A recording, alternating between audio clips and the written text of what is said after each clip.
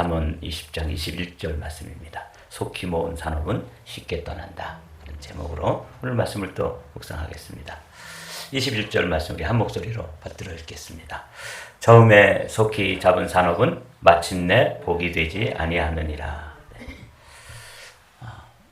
이런 말씀은 우리가 삶 속에서 많이 경험하죠. 너무 쉽게 성공한 사람들, 그런 사람들 주변에서 우리가 좀 부러워하죠. 그리고 우리도 또 그렇게 되기를 원하지 않습니까? 우리 자녀들도 빨리 성공하고 쉽게 성공하고 이렇게 별반 고생하지 않고 성공을 쟁취하는 경우에 많은 사람들에게 부러움이 되는데, 성경에서는 이제 그것에 대해서 솔로몬의 지혜를 통해서 우리에게 처음에 속히 잡은 산업은 마침내 복이 되지 아니하느니라. 마침내 복. 오늘은 이 부분을 여러분들이 좀 주목해서 묵상하시면서 하루를 보내시기를 바랍니다.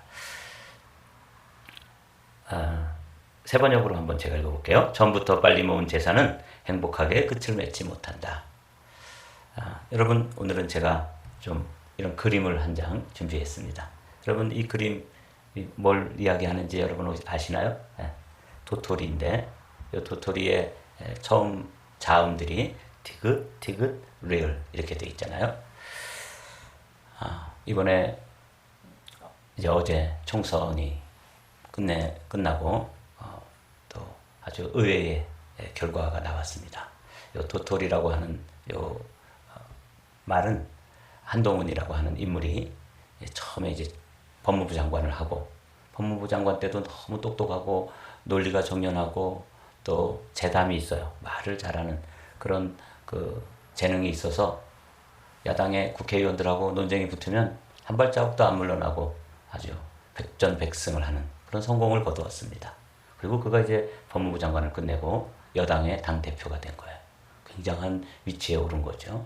그래서 사람들이 이제 그에게 사인을 해달라고 부탁하면서 도토리를 그려달라고 그랬어요.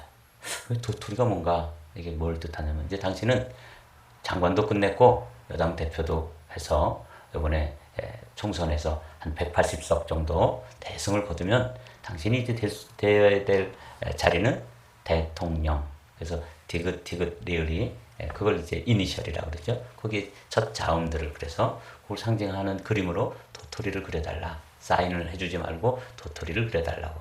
이런 게 이제 팬덤 현상이라고 그래요. 많은 또 이 사람이 아주 날씬하고 키도 훤칠하고 또 미남형이잖아요. 그런데 패션 감각도 있고 그러니까 여성들이 또 팬으로 몰려다니고, 그래서 뭐 이번 총선은 크게 어려움 없이 아주 쉽게 승기를 잡은 듯 했습니다. 그러나 뚜껑을 열어보니까 대참패였었죠. 이게 이제 오늘 말씀이에요.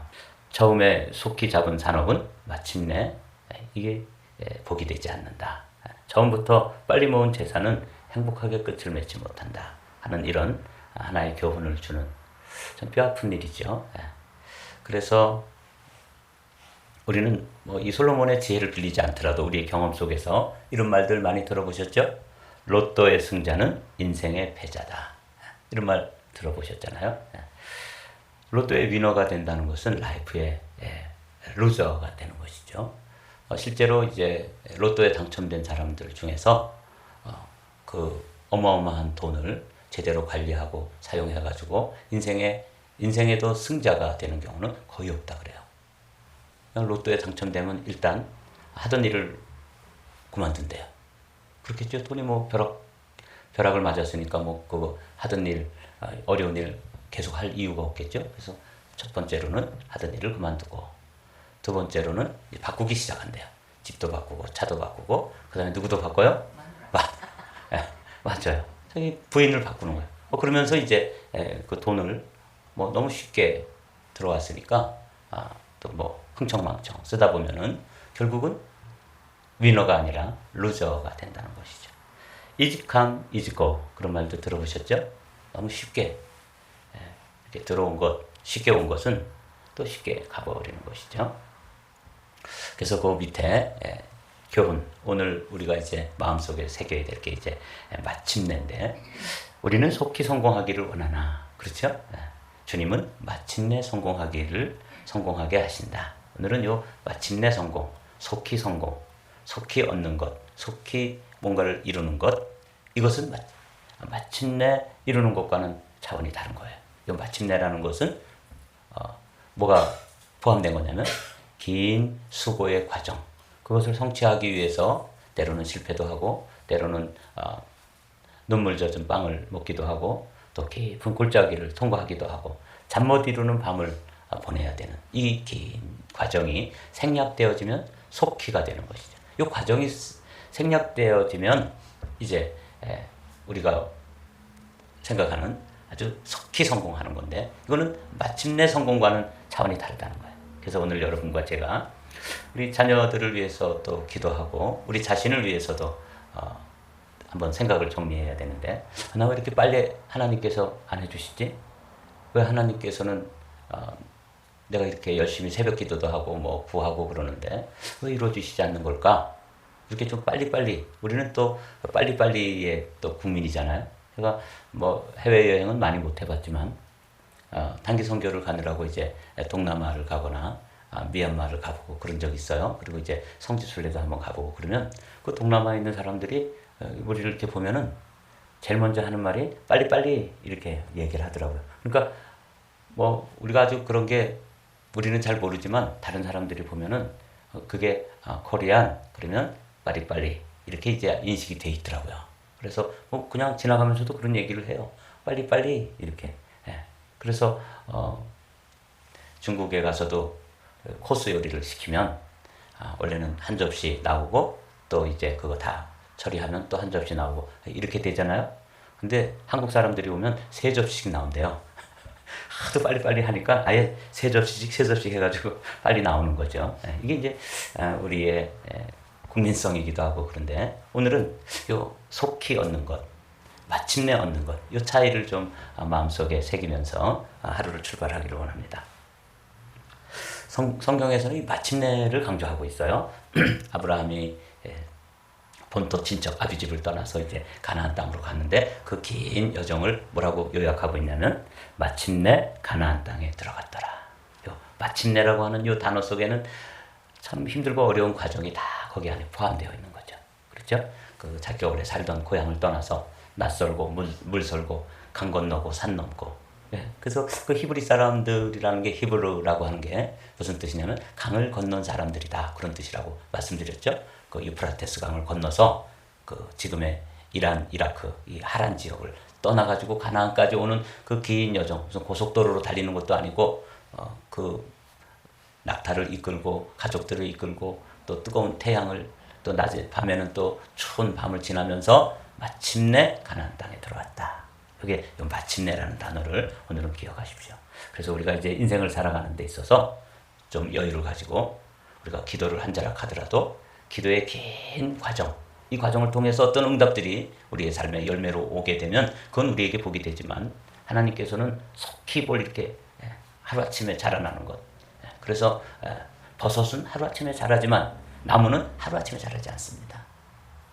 버섯하고 나무하고 다르잖아요. 나무는 마침내 봄, 여름, 가을, 겨울 이런 과정을 수년을 거쳐서 나이테를 만들어가면서 큰 거목이 되지만 아주 쉽게 돋아나가지고 자라나는 버섯은 얼마 못 가서 그 주기를 마치게 되잖아요. 요 마침내라는 것을 오늘 아침에는 좀 기억하십시오. 성경에서는 계속해서 마침내를 말씀하고 있습니다. 이삭이 농사 짓고 그 농사를 짓는 과정, 그래서 쌀 밑자를 봐도 미수라 그래서 쌀 밑자는 10십자 위에 8자, 밑에 8자. 그래서 한 알의 쌀알, 한 알의 그 한 톨의 쌀알이 나달이 만들어지기 위해서는 농부의 손길이 88번이 간다는 것이죠. 그걸 미수라 그래요.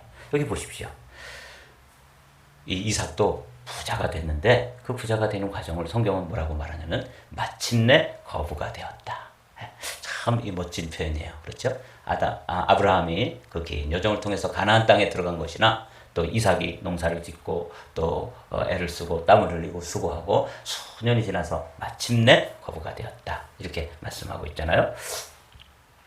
그 출애굽 과정도 신명기에 보면 이렇게 기록되어 있어요. 제가 빨리 읽어볼게요. 너를 인도하여 그 광대하고 위험한 광야 곧 불뱀과 전갈이 있고 물이 없는 간조한 땅을 지나게 하셨으며 또 너를 위하여 단단한 반석에서 물을 내셨으며 내 조상들도 알지 못하던 만나를 광야에서 내게 먹이셨나니 이는 다 너를 낮추시며 너를 시험하사 다 같이 읽어보죠. 마침내 내게 복을 주려 하심이었느니라. 네, 마침내 복. 여기 이제 오늘 본문에 나오는 용어인데 이 말씀을 오늘은 여러분들이 간직해 두십시오. 하나님은 우리를 나무로 만들기를 원하시는 거죠.